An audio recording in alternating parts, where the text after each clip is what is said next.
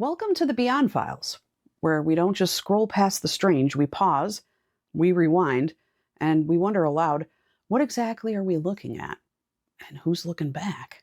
I'm Beck, and I'll be your guide tonight as we dive into another batch of bizarre, glitchy, possibly prophetic internet clips that were never meant to be seen with sleepy eyes and potato chip fingers.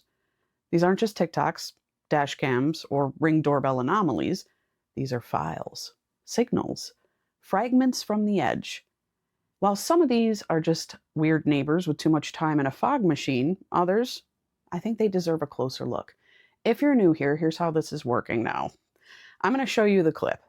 Then we're going to hit it with a little truth and fire sidebar. We're going to decode what's really going on beneath the pixels.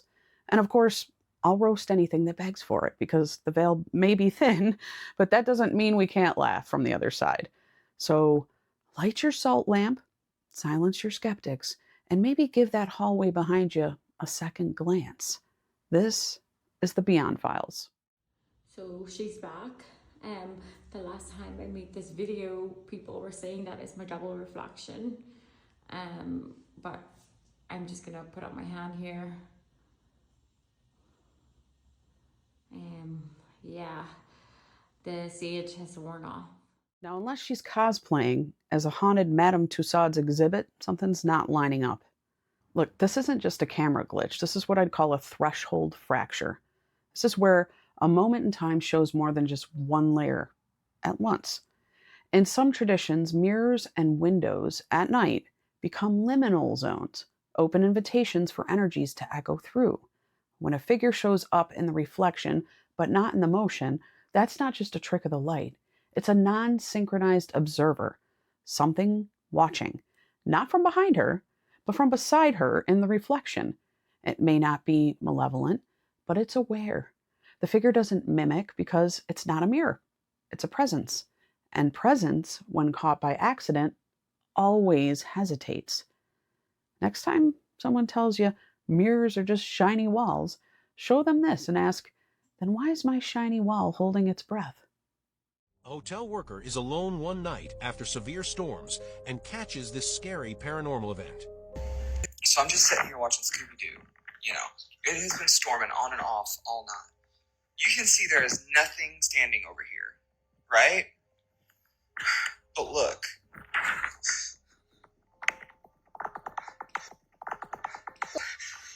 Like, this is me.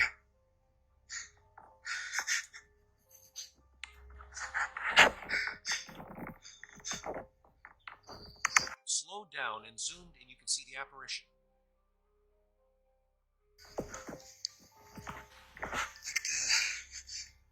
The satellite went out because of the storms, so it wasn't working on the TV anyways.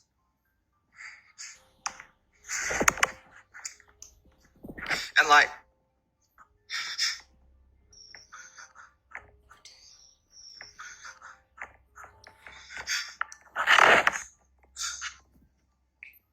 there's nothing there. Zoomed in as it gets closer. Thank you for watching Texas Ghost Hunters. This is that moment where you suddenly remember you forgot to salt your aura before clocking in. I've been through it. First of all, shout out to this dude for not immediately quitting his job, running to the parking lot, and setting his name badge on fire. TVs, basically portal screens, the minute they're off, they don't just reflect you, they reflect the stuff waiting for you to leave the room. Mirrors, windows, black screens, they don't just reflect, they absorb. In spiritual folklore, a reflective surface is never passive. It's a threshold monitor, a two-way screen that records presence, intention, and sometimes trauma. If a figure shows up in the reflection, but not in reality, it means it exists in resonance, not form. That is, it's there, but not for the eye, only for the field. This is common in way stations like hotels, rest stops, places where people pass through without grounding. Entities linger in these spaces because people forget to take all of themselves when they leave. This ghost, she's creepy, might not be the hotel's. She might be someone else's memory still standing in the TV. So next time you're watching reruns at 2 a.m. in your room, and catch movement behind you in that blank screen, just remember, that's not the back wall. That's the holding zone. He provoked a pokong and it didn't end well. A man was outside his house late at night in a secluded area somewhere in Indonesia when he sees something horrifying and tries to provoke it. Ini loh saudara lo nih, bawa sekalian ini.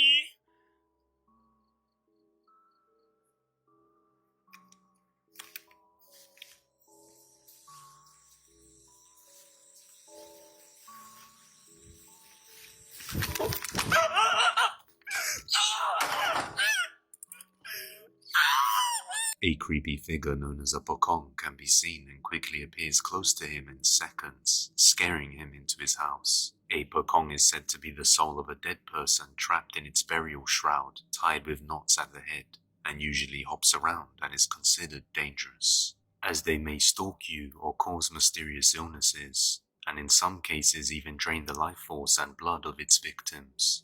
But let me know what you think. All right, let me get this straight. You're alone in the dark in a spiritually active zone, and you yell at something wrapped for the afterlife like you're at a street fight. Sir, this isn't WWE Afterlife Edition. And look, even if it was fake, that is commitment. You don't wrap your entire body in linen and hop around abandoned temples for TikTok clout, unless something's spiritually loose upstairs. In many spiritual traditions, when a body is buried with incomplete rituals, the soul can become stuck, trapped between worlds. The pokong is one of the clearest cultural reflections of that concept. The knots in the shroud, not just symbolic, they represent unfinished contracts, spiritual, emotional, ancestral. A being like this doesn't walk, it hops because it's bound. And that's the deeper metaphor here. When something in the spiritual field is ignored, mocked, or provoked without reverence, it doesn't chase. It clings, it stalks, it waits for the knot to be untied. In Indonesia, to see a pokong is a warning. To film one might be a receipt. So, if your late night plan involves heckling a shrouded soul in an abandoned mosque, maybe just don't. And if you do, at least bring sage and maybe a second pair of pants. I don't know if you're aware of this, but there's something called second screen viewing, right? So it's a directive that's being handed out by big studios to filmmakers. Please, this sounds like what I'm really hoping it isn't. It is exactly what you probably think it is. This is something that stands up to... Which means that you have to acknowledge that people are on their phones the whole time they're watching telly. So you have to simplify the plot so that they'll be able to follow along while they're browsing on their phone. So that's why you'll notice now in random, like in TV shows, even with good actors, they're saying really obvious things about what's happening. They're laying out the entire plot line and all of their emotions and motivations. Like the language has become really bait and on the nose. And that's because they're being told, the writers, that they have to write in a way that someone can carry on with doom scrolling or shopping online while following it in the background. So nothing can be too complex, nothing can be too high end. It has to be like we are purposefully dumbing down content, and that is leading to a less nuanced, less interesting, less thoughtful society. So we've officially entered the era where entire writing rooms are crafting scenes like, wow, you're my sister and the murderer? Because God forbid someone missed that while watching lip sync videos and doom scrolling chicken recipes. It's like every show now comes with an emotional support goldfish for plot retention. Here's the real spiritual fracture.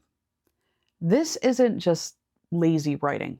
It's a reflection of attention decay as engineered collapse. We've trained audiences not to feel nuance, not to catch symbolism, not to remember narrative arcs because those things require presence. What is second screen viewing but a blueprint for fragmented consciousness? 2 screens, 2 minds, 2 selves.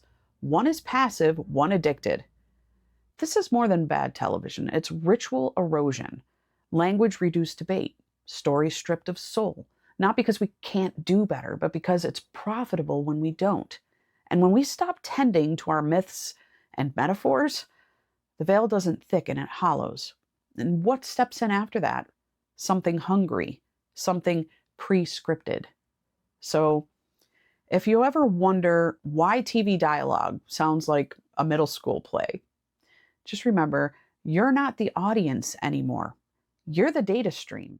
Something strange is happening in Hollywood. The men have discovered anterior cheek projection. Ryan Gosling, that gentle face, now engineered for light and shadow.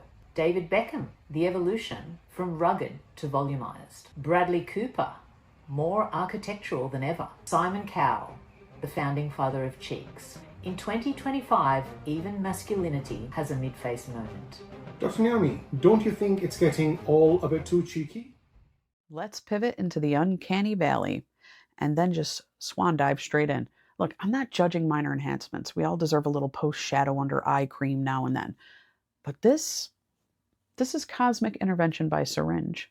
Now, some of these guys look like they just escaped a pod farm in the uncanny nebula. Like, if your face no longer matches your laugh, your soul may have already checked out and left a wax replica behind to do press tours. And what's wild is we're used to it now.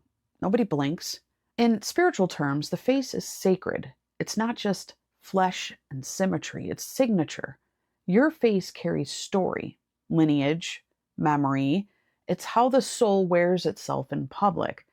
When that is altered in excess, not to heal, but to conceal, we start to lose the signal. The being becomes visually dissonant from the soul inside. And when this is done collectively across media, influencers, icons, we start generating false archetypes, faces that don't belong to anyone, expressions that never change, images that feel human but aren't. This isn't just about vanity, it's about vanishment, a slow erasure of presence beneath the synthetic. In prophetic terms, this reflects the age we're in. Appearance over essence, performance over presence, familiarity over authenticity. And once you normalize it, you can't tell who's real anymore. And when you can't recognize the soul behind the smile, something else is doing the smiling. Anyway, if your face starts to hover independently of your bone structure, maybe just sit with that for a minute. When you go down that rabbit hole, the celebrities covering up one eye, doing the sixes over one eye, might have been Jeremiah Cohen. He had one of those shows where he was saying it's all of them. And he would have montages that were 2 hours long. And it would be nothing but celebrities covering up their eye. And I would watch that many of them doing it. And I thought, okay, I guess it's all of them. But then part of your brain would say, no, wait, it can't be all of them. It's too many of them for it to be all real. It like breaks your mind to see everybody doing the one eye symbolism. Yeah, because you're like, it can't be all of them because we've got our emotions involved, right? So-and-so played a good character that we fell in love with in this movie or that movie or this TV show. There's no way they're involved. And then you look it up and it's like, they did the same things. They did the same exact things. They had the same symbolism, the same everything. I'm convinced personally, if you're in the limelight, they will not risk giving you access to the public if they can't control you. Look, I get it. Sometimes your mascara's smudged or your left eyelash is doing the Charleston and you want to cover it up. But we've reached peak absurdity when 35 major celebrities just happen to post Vogue covers doing the Illuminati peekaboo in the same week. Like, if it walks like a sigil and frames like a symbol, it might be more than just an edgy pose. Throughout esoteric history, the eye is never just a body part. It is a symbol of watching, a portal of perception, and often a marker of allegiance. The single eye motif has been used in mystery schools, occult orders, and secret societies as coded gesture. It represents both what is seen and what is shown. When this symbol is performed again and again by those in power on massive platforms, it becomes a spell of normalization. It trains the audience to accept surveillance as fashion, symbols as style, encoded allegiance as coincidence. But symbols, they don't care if you understand them. They work anyway. So what does it mean when this one-eye ritual is splashed across magazines, campaigns, billboards? It means the watchers aren't just behind the camera anymore. They're in the frame, and they want you to know They see you. So next time someone calls you paranoid for noticing patterns, tell them you're not crazy. You're just paying attention.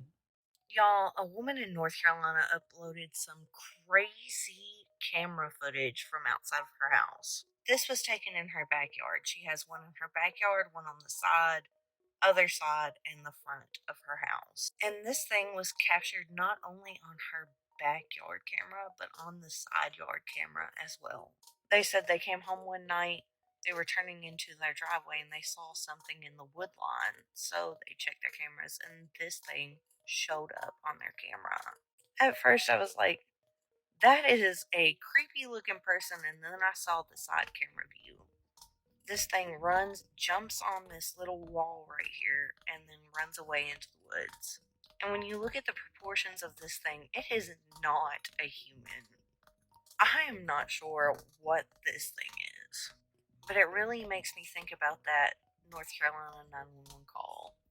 And what if whatever this is what jumped in the back of his truck? That thing looked like it got dragged halfway out of Silent Hill loading screen and then yeeted into someone's backyard by mistake. This thing's got the bone structure of a Victorian chimney sweep and the cardio of a track star, and people in the comments are like, could be a deer. Sure, Greg, a deer with no fur, bipedal posture, and emotional damage. Now, I don't know what kind of wildlife y'all have in North Carolina, but if that's a deer, I'm never camping again, ever. The thing is, what you just saw, it isn't new. It's part of an archetype, a witness form, older than the internet, older than folklore, and possibly older than us. Some call them rakes. Others say crawlers, skinwalkers, or Wendigo adjacent. But what they share is this. They are humanoid enough to unsettle and unnatural enough to alarm. They don't belong to the animal kingdom, and they don't follow the rules of spirit apparitions. These are threshold entities emerging at night, often rural, often filmed, but never fully captured. Their movement is a signal. Their shape is a test. They remind us not everything with a face is meant to be seen. And in prophecy, beings like these tend to show up before a shift, not to attack, but to mark territory. So if your backyard security cam starts picking up long-limbed visitors sprinting like they owe the void rent, maybe don't investigate. What's that? Oh, there was a 911 call recently released about a guy calling in saying he is seeing some sort of a humanoid walking around his yard that's about 7 feet tall. Tell me more! Yeah, so he calls in and he's reporting this around 7 foot tall or taller humanoid, he says, that does not look like an actual human, but is standing upright like a human. He said it kept hiding and he kept trying to call out to see if it would pop back up, and it would hide again and it would pop back up, so he'd get another visual of this thing, and then he decided to let his St. Bernard dog out to go see if it would scare it off. Now, his St. Bernard was about 220 pounds, and he let it out to go check on this thing, and he saw the humanoid stand up, grab his dog by one hand, 220-pound St. Bernard, and started sprinting off with it like it was a feather. He later got in his truck and tried to search for his dog. He later did come across his animal turned inside out, is how he explained it. His dog, 220 pounds that was taken off with, was turned inside out. What? Here's where we step from shock to signal. Throughout global lore, there are accounts of beings that hunt through fear, not flesh, entities that invert life to reclaim what was stolen from the unseen. The description matches countless archetypes.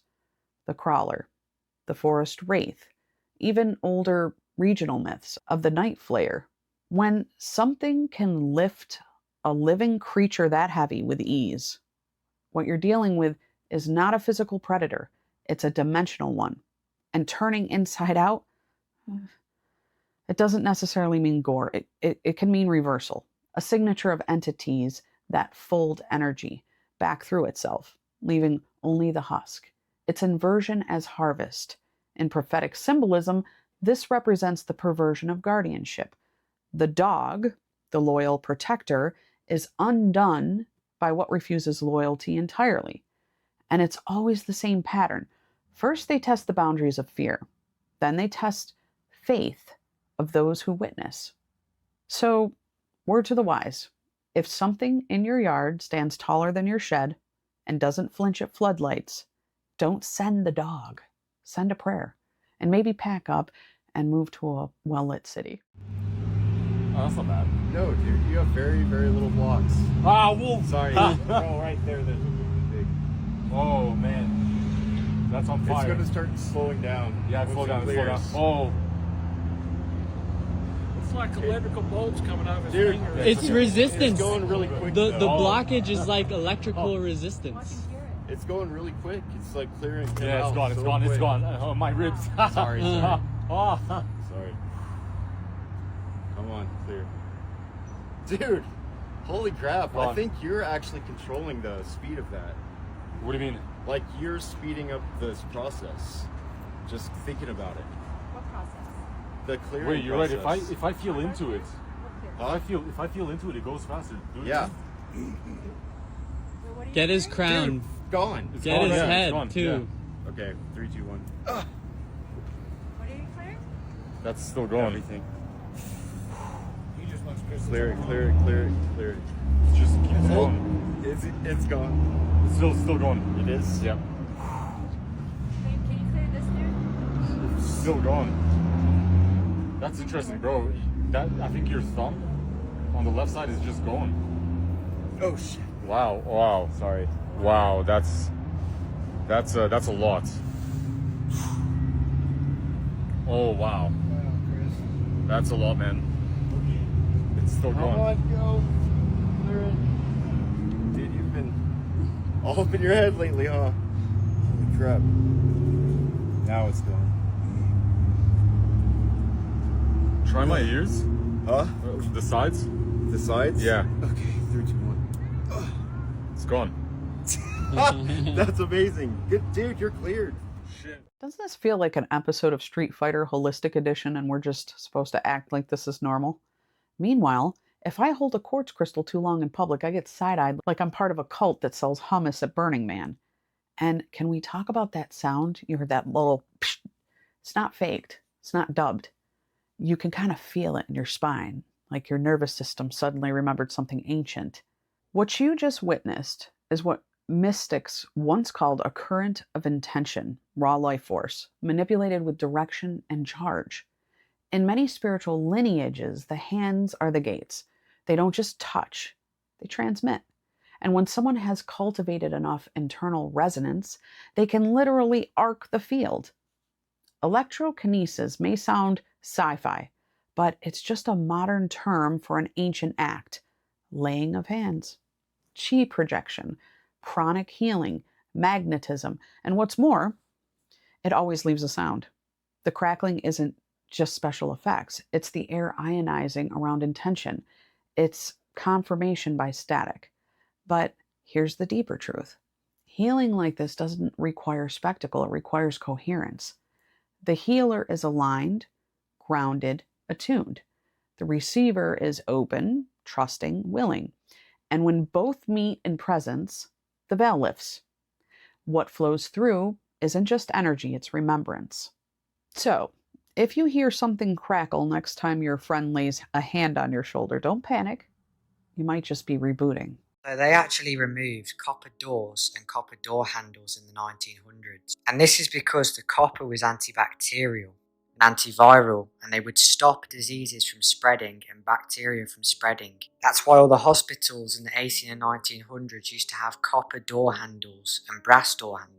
Because if anybody came in with an infection and they then had to use cutlery or door handles, they weren't going to be passing on that infection to other people. Just like the linen sheets again, which would prevent the bacteria from spreading, because we know linen is the only fabric that is antibacterial. They'd also use silver door handles because these are also antibacterial and antiviral. And they were also drinking out of copper and silver cups because, again, those copper cups were structuring the water in the cups. And they were also preventing that bacteria from being spread from person to person. But now in hospitals we see plastic cups and stainless steel door handles because the Rockefellers noticed that contagious diseases and illnesses were almost non-existent. And they noticed their profits weren't increasing, similar to these copper water fountains we used to see everywhere, where the water would stay clean and pure for days because of the copper. And then, would you guess, they removed them as well, because they didn't want people having that benefit of copper. Imagine being so committed to profit that you rip sacred metals out of the walls of healing centers just to replace them with disease conductors. That's like trading in holy water for used bath water, because it fits the brand's aesthetic better. This isn't just historical corruption, it's spiritual sabotage. Copper is more than antibacterial, it's conduction incarnate.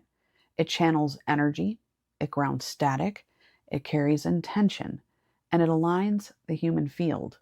Silver, a purifier, a banisher of distortion. In folk magic, it wards off infection and illusion.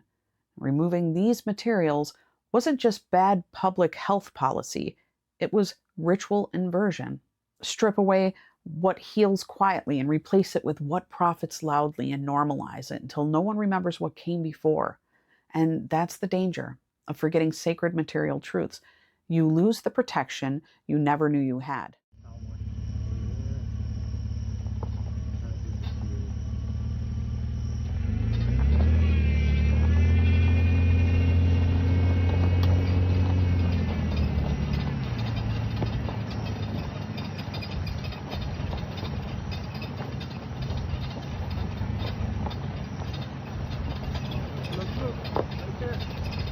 Oh shit! Oh, that's fucking bright! What the fuck? I hope it's not a car. Hope that's not a car.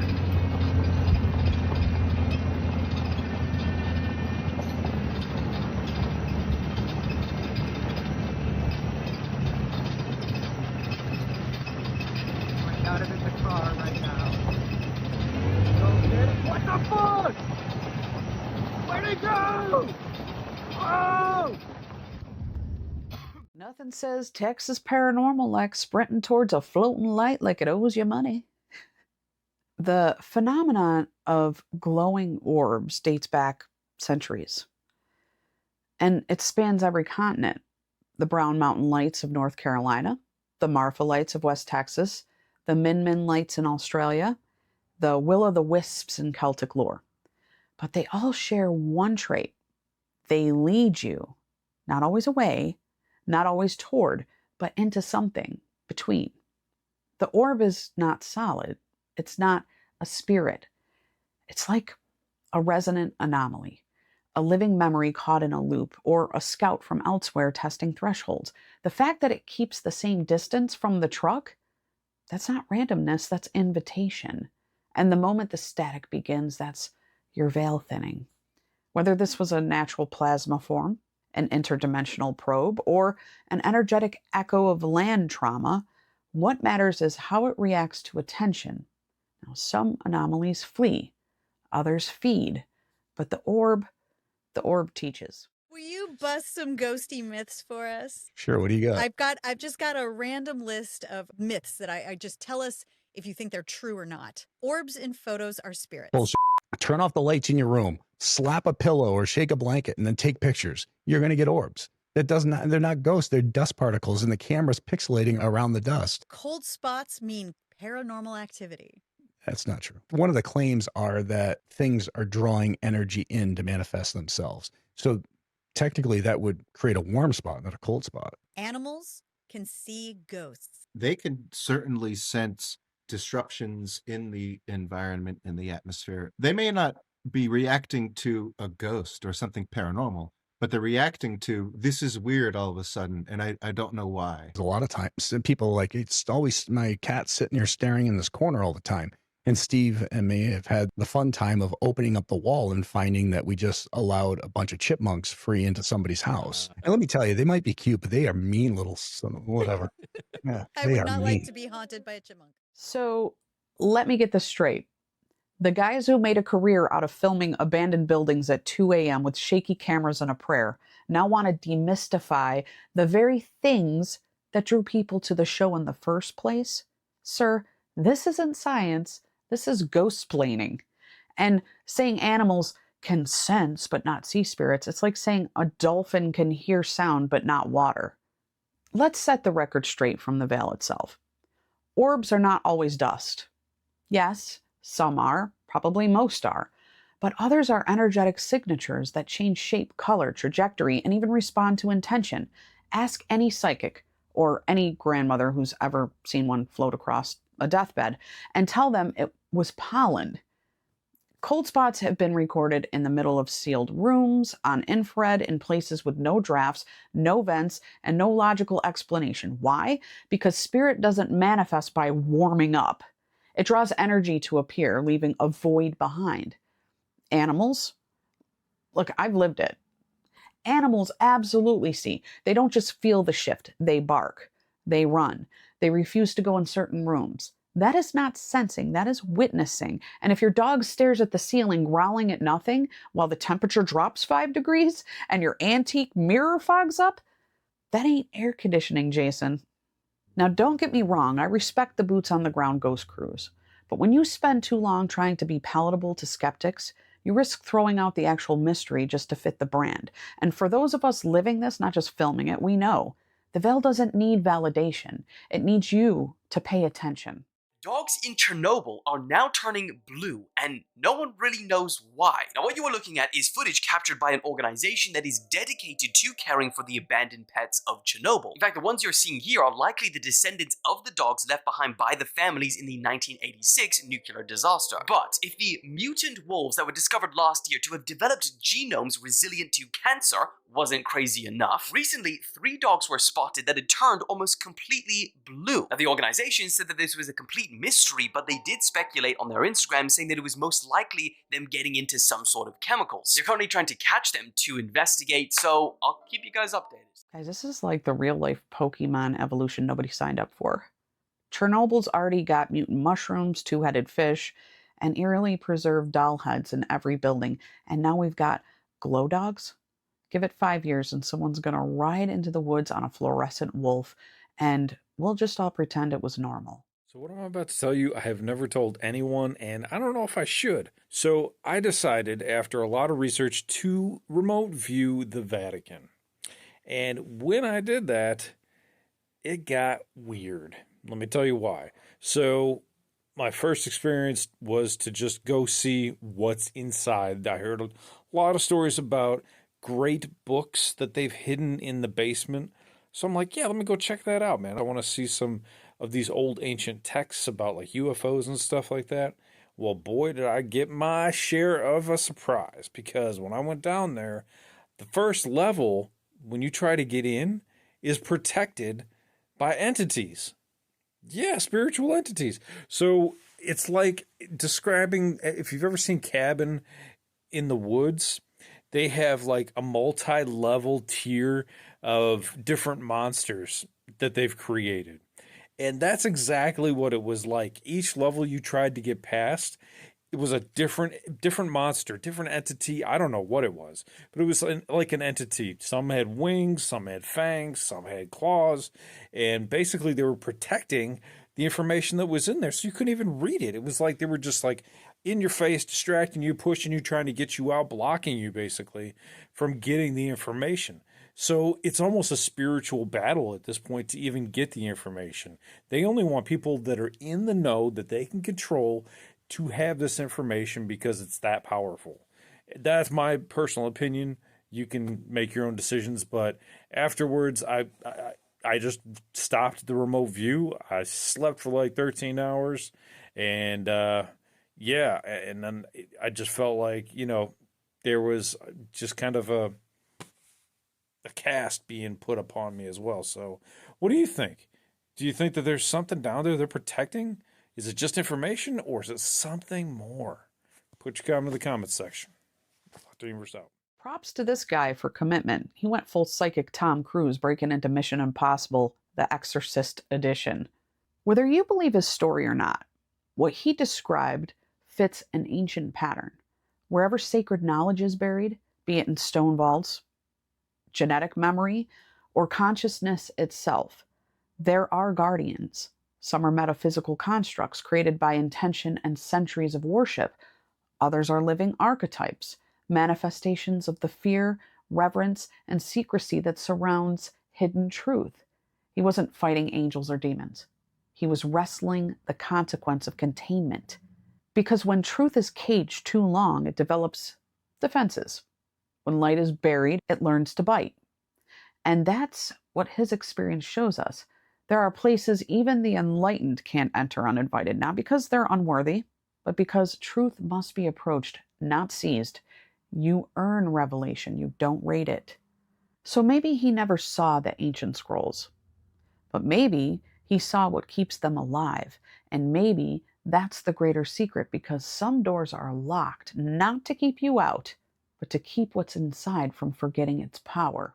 There used to be a fifth element. Today we're talking about earth, air, fire, and water. But for all of history, there was an additional element, and suddenly they decided to erase it. It was called ether. The ancients believed it filled the space between everything, carrying light, thought, and life energy itself. Then in the early 1900s, they decided to erase it from history, and they labeled it as quackery, despite the fact that every civilization from around the world had a name for this. Some called it energy, ether, prana, chi, all the same thing, and they all swore by its power. This was also the free energy that Nikola Tesla used. I want you to think, if ether is real, then energy, our thoughts, and our emotions connect everything. And when we ignore it, it disconnects us from everything, including our own potential. If parents knew this and instilled it in their children, it would change everything. I actually wrote a guide called Awakened Parenting that teaches kids to stay connected to their own energy and their intuition and their light before the world teaches them to disconnect. Honestly, imagine being the most important element in the cosmos and getting fired. You're too mystical, Ether. Pack your things. But what if that deletion wasn't scientific progress? What if it was strategic amnesia? Ether in its truest form is the medium of memory. It's what carries vibration, intention, prayer. It's the field where thought becomes form. And if you remove it, you separate people from the knowledge. And they are more than meat and molecules. You cut the current, and when you do that, people forget that they were ever connected to the divine at all. So no wonder the ancients revered ether. It wasn't just an element, it was a bridge. I want you to produce me some cabbage, carrots, and corn. I want you to produce me some green beans. I want you to produce me some lettuce. I want you to produce me some produce. I want you to produce... I know this format's a little different than what we're used to. Now, if you've been watching the Beyond Files for a while, you have probably noticed the change in the tone, in the pace. Yeah, I've lost subscribers. Some folks left when the screen went solo. But I didn't come here to repeat what everyone else on YouTube is doing. We're not just watching clips here. We're building pattern recognition. We're laughing, yes, but we're also decoding. Because somewhere in the fog, these fragments tell a bigger story. So if you're still here, if you stayed, thank you. You're the reason the flame still flickers. If you got something out of tonight's episode, could you help me out by hitting that like, subscribe, and smash that bell icon so you don't miss the next drop? And if you want to buy me a cup of coffee or help keep the lights on here in the studio, the link is in the description. Everything you give goes straight into more strange, more truth, and more fire. Until next time, keep your eyes open, your tech charged, and your instincts sharp, because the veil isn't thinning, it's remembering.